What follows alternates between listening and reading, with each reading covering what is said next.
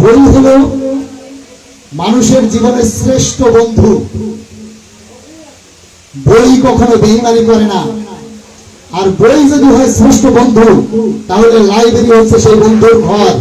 তাই আমি আমাদের গ্রামের শিক্ষার্থীদেরকে আহ্বান জানাবো, তোমরা আমাদের লাইব্রেরিতে আসো।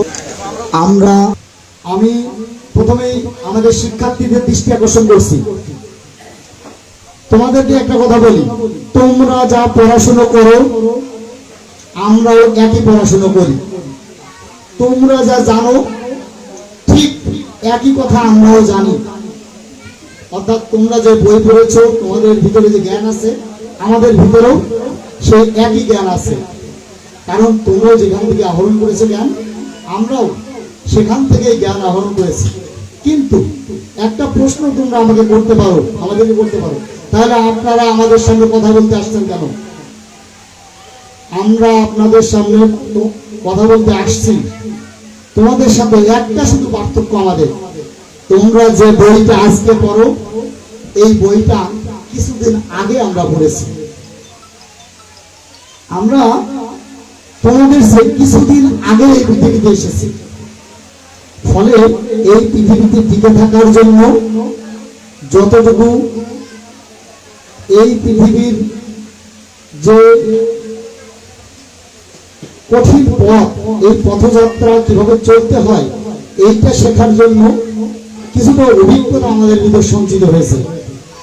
আর এই অভিজ্ঞতার জন্যই আমরা আপনাদের সামনে কিছু কথা বলার জন্য দাঁড়িয়েছি। এখন প্রশ্ন হচ্ছে, লাইব্রেরি বিষয়ে কথা বলতে এসে অভিজ্ঞতার কথা কেন বলছেন?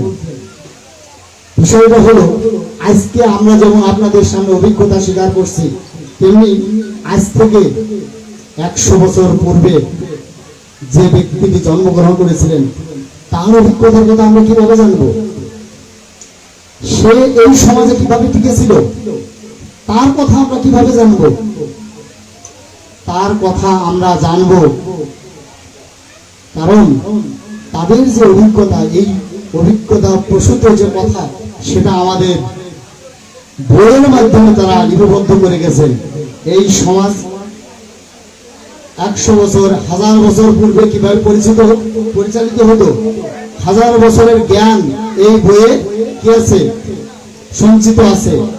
বই শুধু, লাইব্রেরি শুধু তাকে সাজায় রাখা একটা বইয়ের ভান্ডার নয়, লাইব্রেরি হচ্ছে তাই যেখানে আমাদের জীবন চলার পথকে সুগম করার জন্য আমাদের চলার পথের পাথেও আছে।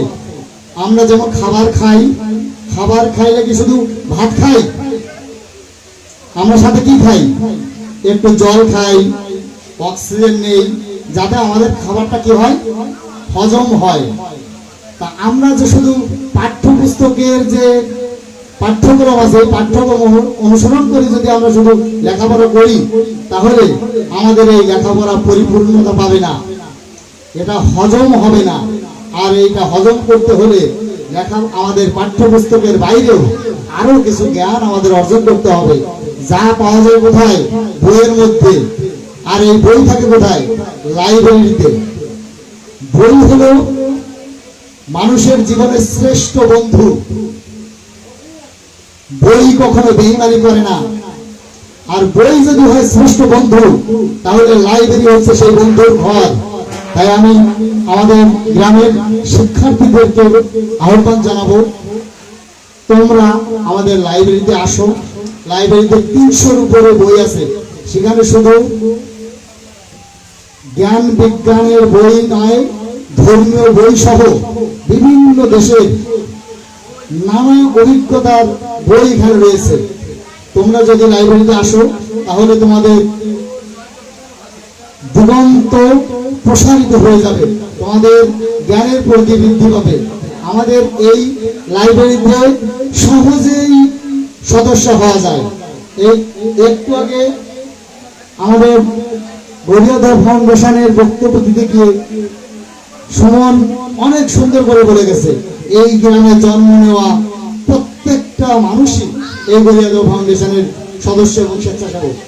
তাই এই গ্রামে জন্ম নেওয়া প্রত্যেকটি শিক্ষার্থী লাইব্রেরিতে বই পড়তে পারবে, কিন্তু বই শুধু লাইব্রেরিতে পড়লে অল্প একটু সময় পড়া যায়, কিন্তু অল্প একটু সময় পড়লে তো হবে, আমাদের তো বই বাড়িতে নেওয়ার ইচ্ছা থাকতে পারে।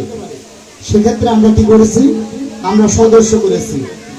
যদি বাড়িতে নিয়ে গিয়ে বই পড়তে হয় তাহলে আমাদের কি হতে হবে, সদস্য হতে হবে।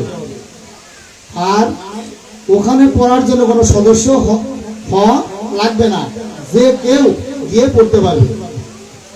আমরা একটু আগে কেরিয়ার বিষয়ক কথা শুনেছি, আমাদের সজীব সরকার কেরিয়ার বিষয়ক কথা বলেছে। আমরা যখনই চাকরি বাকরির কথা ভাবি তখনই দেখি যে যারা চাকরি করতে পেতে যায় তারা কারেন্ট অ্যাফেয়ার্স পড়ে, অর্থাৎ দৈনিক ঘটনাবলী, অর্থাৎ প্রতিদিন ঘটে যাওয়া ঘটনাবলী কি করতে হয়, আমাদের জানতে হয়। তো এই দৈনিক ঘটনাবলী জানার জন্য আমরা এখানে কি রেখেছি, একটা পেপারের ব্যবস্থা করেছি, নিউজ পেপার।